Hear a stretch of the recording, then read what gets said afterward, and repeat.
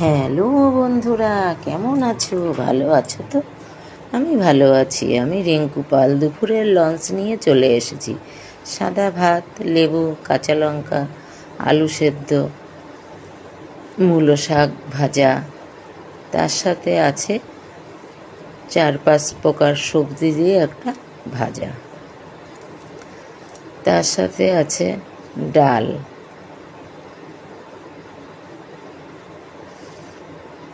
তার সাথে করেছি ফুলকপির তেল, কফি ঘন্ট,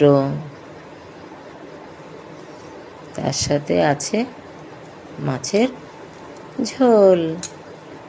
আমার লঞ্চ রেডি। কেমন হয়েছে বলবে? ভালো হয়েছে তো? দেখো, টাটা, বাই বাই।